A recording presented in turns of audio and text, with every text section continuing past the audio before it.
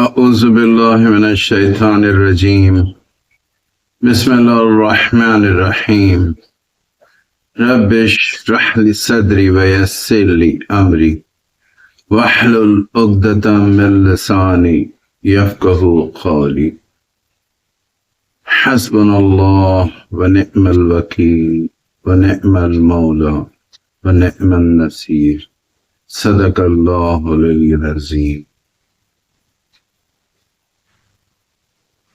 عزیز دوستوں، dear students, پچھلی بار ہم نے شرک کے متعلق کچھ باتیں کی تھی آپ سے۔ آج ایک ایسے ٹاپک پہ بات کریں گے جو قریب قریب شرک کے قریب ہی ہے۔ شرک کے بعد وہ سب سے بڑا گناہ عظیم ہے۔ ہم دیکھیں دنیا میں آئے دن تقریباً اگر اخبارات دیکھیں تو روز ہی یہ معلوم ہوگا کہ فلاں نے خودکشی کر لی، فلاں نے خودکشی کر لی، فلاں نے خودکشی کر لی۔ اب سے 10-15 سال پہلے ہم یہ نہیں، بہت ہی شاید ہم نے سنا ہی نہیں تھا کہ کوئی شخص ڈپریشن میں چلا گیا یا کسی مسلمان نے خودکشی کر لی۔ لیکن اب آئے دن یہ سنا جاتا ہے کہ فلاں ڈپریشن میں چلے گیا، کسی نے خودکشی کر لی۔ اور ڈپریشن میں جانے والے ایسے ایسے شخص ہیں، آپ کو بتائیں کہ گریجویٹ ہے وہ ڈپریشن میں چلا گیا، ریٹائرڈ پرسن ہے جو کالج میں پروفیسر رہے، شاعر ہیں، کئی کتابیں شائع ہو چکی ہیں، ڈپریشن میں چلے گئے۔ ڈپریشن کے متعلق جب ہم نے جاننا چاہا تو یہ سمجھ میں آیا، مطالعے میں آیا کہ ڈپریشن کسے کہتے ہیں۔ اگر ہم کوئی کام کر رہے ہیں اور اس کام میں ہم ناکام ہو جاتے ہیں، ہمیں لگتا ہے کہ ہم ختم ہو گئے، ہم ہار گئے، اب کچھ بھی نہیں ہو پائے گا۔ یہ باتیں جتنا زیادہ مائنڈ میں آتی ہیں اتنا زیادہ دھیرے دھیرے ہم ڈپریشن کے قریب چلے جاتے ہیں، ڈپریشن کا شکار ہو جاتے ہیں۔ جو گناہ جس کے متعلق ہم باتیں کر رہے وہ ہے یاس، نا امیدی۔ اور ایسے وہ تمام لوگ جنہیں آپ دیکھیں کہ وہ ڈپریشن میں گئے ہیں، وہ نا امیدی ہے۔ نا امیدی ہی کی وجہ سے، چاہے وہ زندگی کی نا امیدی ہو، اپنوں سے نا امیدی ہو گئی ہو، پیسوں کے معاملات میں اب یہ نا امیدی ہو گئی کہ نہیں مل رہا، نہیں آئے گا، ہم بھوکے مر جائیں گے، نہ جانے کیا کیا، ہمارا کوئی چاہنے والا نہیں، زندگی میں ہم کچھ کر نہیں پائے، ناکام ہو گئے، تو نا امیدی۔ اللہ تبارک و تعالیٰ کہتا ہے کہ بے شک کفار کے علاوہ کوئی نا امید نہیں ہوتا۔ مسلمان اور نا امید کیسے ہوگا؟ نہیں ہونا چاہیے۔ ہمیں تو اللہ پر توکل کرنا ہے۔ یہ واقعہ امام جعفر صادق علیہ السلام سے ملتا ہے، یا شاید اور کسی امام سے ہم نے کتابوں میں پڑھا، اور آپ کو بتائیں کہ ہم نے دو تین لوگوں کو سمجھانے کے لیے اس کو پریکٹیکل بھی کرا ڈالا۔ ابھی پچھلے ہفتے کی بات ہے، ہمارا ایک اسٹوڈنٹ 15-16 سال کی عمر ہے، وہ کہتا ہے کہ سر میں بھول جاتا ہوں۔ اس نے بتایا کہ اس نے مغرب کے وقت وضو کیا، نماز کے لیے گیا، اور پھر یہ بھول گیا کہ نماز پڑھنا ہے۔ ہم نے اس سے پوچھا کہ بھئی آخر وجہ کیا ہے؟ کیوں ایسا ہوتا ہے؟ اس نے کوئی صاف وجہ نہیں بتائی. اس سے ہم نے جاننا چاہا تو ایک وجہ اس نے بتائی جس کا اسے بہت دکھ ہے. ہم نے اسے کہا کہ جو ہو گیا ہو گیا، چھوڑ دو. ہم نے اسے بہت سمجھایا کہ اپنے اسٹڈی پر دھیان دو، اپنے کالج پہ دھیان دو، آگے بڑھنا ہے، اپنے اسپورٹس پر دھیان دو، آگے بڑھو. بھائی جو ہو گیا ہو گیا، ورنہ آپ ڈپریشن میں چلے جاؤ گے. اسے ہم نے کہا کہ جو امام جعفر نے کیا تھا وہی ہم نے اس سے کہا کہ بھائی آپ کھڑے ہو جائیے. وہ کھڑے ہوا. ہم نے اسے کہا کہ ایک پیر اٹھا لو. اس نے ایک پیر اٹھا لیا. ہم نے کہا کہ دوسرا پیر بھی اٹھا لو. وہ ہنسنے لگا، بولا سر میں گر جاؤں گا.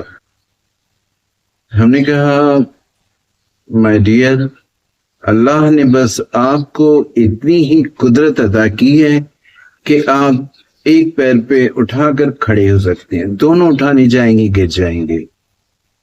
جب اپنی قدرت اللہ نے جو دی ہے اس کو سمجھ لیں اور آگے اللہ کی طاقت کو سمجھ لیں تو نا امیدی نہیں آئے گی، نہ ڈپریشن ہوگا، کچھ نہیں آئے گا. نا امیدی کیوں؟ کیا وجہ؟ بھئی ہم کچھ کرتے ہیں جسے کہا جاتا ہے نہیں کہ بھئی اسٹوڈنٹ کا کام ہوتا ہے ایگزام دینا، پاس ہونا، اچھا رزلٹ آنا ان کے بس میں نہیں، اسٹڈی کرنا ان کا بس ہے. اسی طرح سے ہم اپنی محنت کرتے ہیں، ہر جس فیلڈ میں بھی کرتے ہیں، رزلٹ تو خالق کائنات کے پاس ہے. قرآن کی آیت ہے اور آپ کو بتائیں کہ اس آیت کو اگر آپ پڑھ لیں، سمجھ کے پڑھیں، اس کے ترجمے کو سمجھ لیں تو آپ دلی طور پر خوش ہوں گے، نا امیدی ختم ہو جائے گی. اللہ تبارک و تعالیٰ کا ارشاد ہے فَإِنَّ مَعَ الْعُسْرِ يُسْرًا إِنَّ مَعَ الْعُسْرِ يُسْرًا. بے شک ہر تکلیف، ہر پریشانی، ہر اندھیرے کے ساتھ روشنی بھی ہے، ہر پریشانی کے ساتھ اس کا حل بھی ہے جو اسی کے ساتھ چل رہا. رات ہوتی ہے، رات ختم ہوگی، صبح ہوگی، پریشانی بھی ختم ہو جائے گی.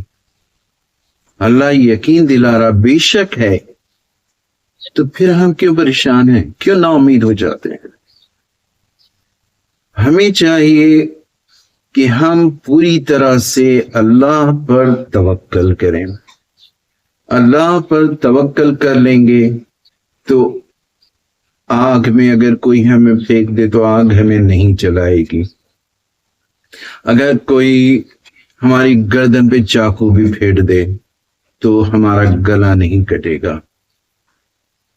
سچ کہہ رہے ہیں. آپ دیکھیے نا، حضرت ابراہیم علیہ السلام کو جلانے کے لیے اتنی بڑی آگ لگائی گئی کہ 3 کلومیٹر دور دور تک آگ، وہاں سے کوئی قریب سے گزر نہیں سکتا تھا. حضرت ابراہیم علیہ السلام کو اس میں ڈالا گیا. کیا ہوا؟ آگ نے جلایا؟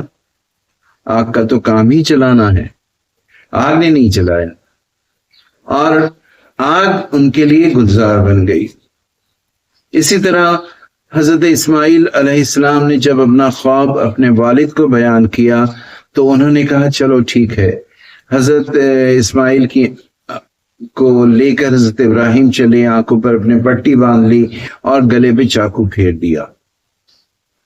کیا حضرت اسماعیل علیہ السلام قربان ہوئے؟ نہیں، اللہ ان کو بچانا چاہتا تھا. اللہ تو ایک آزمائش لے رہا تھا.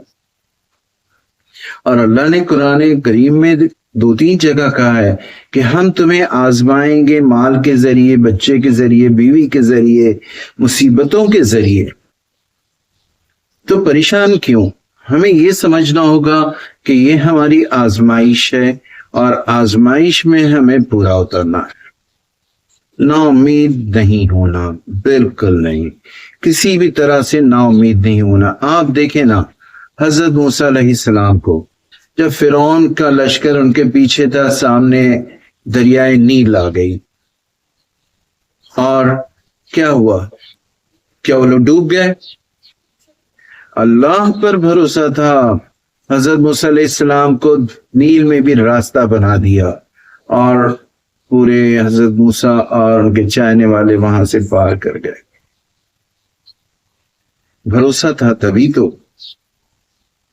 آپ دیکھیے نا، ابرہہ اپنے ہاتھیوں کے لشکر کو لے کے خانہ کعبہ کو نسکمار کرنے آیا، کیا ہوا؟ اتنی چھوٹی چھوٹی سی چڑیا اتنے باریک باریک سے پتھر لے کر اڑی اور ہاتھیوں پہ گراتی گئی، اور وہ اتنا باریک سا پتھر ہاتھیوں پہ بم کی طرح گرا، اور ابرہہ کا لشکر ختم ہو گیا۔ یہ اللہ پہ بھروسہ ہی تھا، نا امیدی نہیں تھی۔ نا امیدی کیوں ہونا چاہیے؟ صحیح، رسول اکرم صلی اللہ علیہ وآلہ وسلم کو دیکھیں نا، دشمنوں نے کتنا ستایا، کفار قریش تو ان کو مارنا چاہتے تھے، لیکن کیا ہوا؟ نقصان پہنچا پائے؟ نہیں، اللہ نے ان کو محفوظ رکھا۔ ہر چیز اللہ کے بس میں ہے۔ اگر ہم سچے مسلمان ہیں تو ہمیں اس پر توکل کرنا ہوگا۔ وہ اگر ہمیں آزمائے تو اس پہ ہمیں پورا اترنا ہوگا۔ ایک لمحے کے لیے بھی، ایک سیکنڈ کے 10ویں حصے کے لیے بھی ہمارے اندر نا امیدی نہیں ہونا چاہیے۔ ساری امیدیں خدا سے رکھیں۔ نا امیدی آ گئی تو سمجھ لیجئے کہ ہم پھر مسلمان ہی نہیں، ہمارا اپنا ایمان ہی کمزور ہے، شاید ایسے ہی ہوتا ہے۔ علماء کرام کہتے ہیں کہ جو گناہ کبیرہ ہے اس میں نمبر 1 شرک ہے، نمبر 2 یاس، نا امیدی، اسے گناہ کبیرہ کہتے ہیں۔ شرک کرنے والے کے لیے جہنم، نا امیدی جو کرتا ہے اس کے لیے بھی جہنم، کیونکہ بھئی وہ امیدیں اللہ کو پھر کچھ سمجھتے ہی نہیں نا۔ اللہ کو کہاں سمجھتا ہے وہ؟ اگر اللہ کی طاقت و قدرت کا اندازہ رہے تو پھر نا امیدی کیسی؟ بھئی اللہ پہ توکل ہوگا تو نا امید ہو جاتے ہیں۔ ہمیں اس سے بچنا ضروری ہے۔ آپ دیکھیں، بڑے سے بڑے مشکل حالات نہ جانے کیا کیا ہوتے ہیں، اللہ تبارک و تعالی امید پہ جو قائم ہوتا ہے اسے بتاتا، اس کی مدد کرتا۔ آپ دیکھیں ابھی ریسنٹلی پچھلے حج میں ہی جو واقعہ بہت مشہور ہوا، وائرل ہو گیا تھا، کہ وہ ایک شخص حج کے لیے جانا چاہتا تھا، ایئرپورٹ والوں نے کہا کہ نہیں، آپ کے ڈاکیومنٹ پورے نہیں ہیں، کچھ گڑبڑ ہے، نہیں جاؤ گے۔ پلین اڑا اور کچھ دیر میں واپس آ گیا۔ اس کے بعد دوسری بار بھی پلین اڑا، اس شخص نے کہا کہ نہیں، میں دیکھ لینا یہ فلائٹ واپس آئے گی اور میں حج پر جاؤں گا، مجھے لیے بغیر یہ پلین نہیں جائے گی۔ فلائٹ دوسری بار واپس آئی، اور دوسری بار آنے کے بعد اس شخص کو لے کے ہی گئے حج پر، اور پھر بعد میں پتہ چلا کہ اس کی حج کے دوران ہی وہیں پر موت واقع ہوئی۔ یہ اس کا ایمان تھا، اس کا بھروسہ تھا جو اس نے اللہ پر رکھا تھا کہ نہیں، اس بار وہ حج میں ضرور جائے گا۔ اس کے حج میں جانے کے لیے فلائٹ کو 2 بار واپس آنا پڑا۔ قدرت، اللہ کی قدرت۔ ہمیں چاہیے دوستو کہ جیسے ہی نا امیدی آئے ہم اللہ کا ذکر کریں اور اپنے دلوں کو سکون حاصل کریں۔ بالکل نا امیدی بھی ختم ہو جائے گی، بالکل ختم ہو جائے گی، پریشانی ختم ہو جائے گی۔ اگر اس کے باوجود نا امیدی آ جاتی ہے تو اسے ختم کرنے کے لیے ہمیں یہ سوچنا چاہیے کہ اللہ کی قدرت کیا ہم سے کم ہے، کیا ہماری نا امیدی اس سے زیادہ ہو گئی ہے؟ ہم جس کی امید کرتے تھے اب وہ نا امید ہے کیونکہ وہ اللہ کے بس میں نہیں، ہمیں یہ سوچنا ہوگا کہ اللہ قدرت رکھتا ہے۔ اور دیکھیں، اگر صحیح طور پر دیکھا جائے تو ہر شخص کو اس کا تجربہ بھی ہوتا ہے۔ آپ دیکھیں ایک آسان سی مثال، ایک نجس قطرہ سوکھ جاتا ہے، گوشت کا لتھڑا بن جاتا ہے، لتھڑا بننے کے بعد ایک شکل اختیار کرتا ہے، اللہ اس میں روح ڈالتا ہے، روح ڈالنے کے بعد بھی کیا وہ بچہ بھوکا مر جاتا ہے؟ کون دیکھ رہا اسے؟ کون دیکھ رہا ہے؟ اس تک اس کا رزق اللہ پہنچاتا ہے۔ اللہ کہاں اسے تنہا چھوڑتا ہے؟ نہیں چھوڑتا۔ ایسی جگہ بھی اللہ اس کا خیال کرتا ہے۔ ایسی بہت سارے واقعات ہوئے ہیں جن کو دیکھنے کے بعد ہمیں یہ سمجھ میں آتا ہے کہ اللہ کی قدرت کیا ہے۔ بھائی ایسے دنیا میں جائیے، لوگوں سے ملیے، ان کے حالات کو سنیے، ان کی ایسے بہت سے لوگ جو دنیا میں کامیاب ہوئے ان کی بایوگرافی کو پڑھیے تو سمجھ میں آئے گا کہ جب وہ ناکام ہو چکے تھے، ناکامیوں کو چیر کر کامیابی ان کے سامنے آ گئی۔ جہاں سے وہ امید نہیں رکھتے تھے وہاں سے امید کا چراغ روشن ہو گیا۔ یہ ہمیں ضرور دیکھنا ہوگا۔ ایسی بہت سی مثالیں ہیں، اسلامی مثالیں بھی اور دوسرے عام انسانوں کی بھی مثالیں ہیں۔ بس فرق یہ ہے دوستوں کہ ہم اپنی نا امیدی کو پوری طرح سے ختم کر دیں، امید رکھیں اللہ تبارک و تعالیٰ پر۔ یہ ضرور سوچ لیں کہ شاید جس چیز کے لیے ہم پریشان تھے وہ چیز شاید ہمارے لیے بہتر نہیں تھی، اس لیے اسے اللہ تبارک و تعالیٰ نے نہیں دی، اور جو ہمارے لیے بہتر ہوگی وہ ہمیں ضرور ملے گی۔ ہمارا کام ہے کوشش کرنا، کوشش ہم ضرور کریں، کیونکہ کوشش کرنے سے ہی کوشش کرتے، جیسے وہ ایک اسکول کی کتاب میں ہم نے پڑھا تھا کہ وہ جب مرغی انڈے کو سیتی ہے تو اس کے اندر کہتے ہیں چوزا ٹک ٹک ٹک ٹک ٹک ٹک ٹک ٹک، جب جان آ جاتی ہے تو کرتا رہتا ٹک ٹک ٹک ٹک ٹک ٹک ٹک ٹک ٹک ٹک ٹک، اور ایک دن انڈا پھوٹ جاتا ہے، وہ وہاں سے باہر نکل آتا ہے۔ تو کوشش کرنا ہمارا کام ہے، ہم اپنی کوشش کریں، اور ساتھ میں یہ بھی دیکھیں کہ ہم کہیں گناہ تو نہیں کر رہے جس کی وجہ سے ہمیں نا امیدی ہمارا دامن میں جگہ بنا رہی ہے۔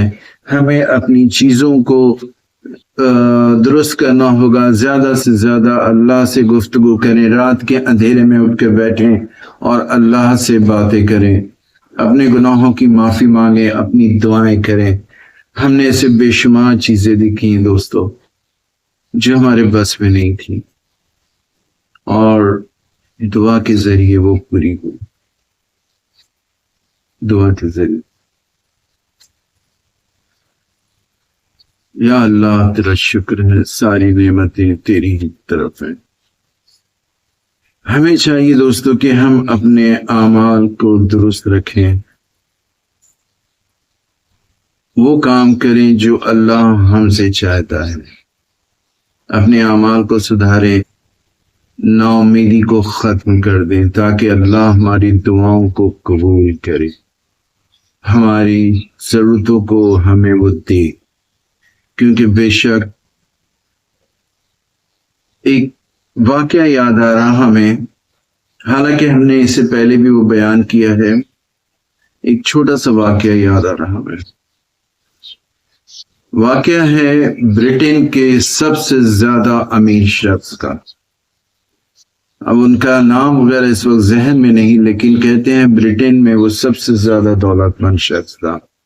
اس کی فیملی تھی، 10-15 لوگ تھے، اور اپنے محل نما گھر میں اس نے ایک الگ سے کمرہ بنا رکھا تھا جہاں اس کی تجوری تھی. وہاں پاس ورڈ تھا، وہ کسی کو پتہ نہیں تھا. وہ اکیلا جب چاہتا وہاں جاتا، اپنی دولت کو رکھتا، دیکھتا، خوش ہوتا. ایک دن ایسے ہی وہ اپنے محل کے اس کمرے میں چلا گیا اپنی دولت کا جائزہ لینے کے لیے. وہ سوچتا تھا کہ یہ سب اسی کی قدرت ہے، اسی کی طاقت ہے جو اس نے اتنا کچھ حاصل کر لیا. وہ دیکھ رہا تھا اپنی دولت کو، اور پتہ نہیں کس طرح سے شاید اس نے ایک بلی پالی ہوئی تھی. اس بلی کے آنے سے بلی کے آنے یا جانے سے وہ دروازہ دھیرے دھیرے بند ہو گیا، باہر سے لاک ہو گیا. انگلینڈ کا سب سے زیادہ امیر شخص اندر ہے. جب وہ نکلنا چاہا، اب دروازہ کھل نہیں رہا تھا، اور محل اتنا بڑا تھا کہ لوگوں کو یہ بھی نہیں پتا تھا کہ وہ کس کمرے میں ہے. کئی دن گزر گئے. اب باہر تلاش شروع ہوئی اس کی. تو اس کی سیکریٹری نے کہا کہ کچھ دنوں پہلے وہ مجھے بتا رہے تھے کہ وہ اپنے خزانے کی طرف گئے ہیں. اب اس کا لڑکا اور سارے لوگ آئے، اس کو کسی طرح سے کھولا گیا تو دیکھا کہ وہ تو وہاں پر مرا پڑا ہے، اور اس نے اپنے ایک بڑا سا گلاس تھا، آئینہ، اس پر لکھا تھا کہ یہ دولت کھانے پینے کے کام نہیں آتی، اتنی دولت کے ہوتے ہوئے بھی میں مر رہا ہوں.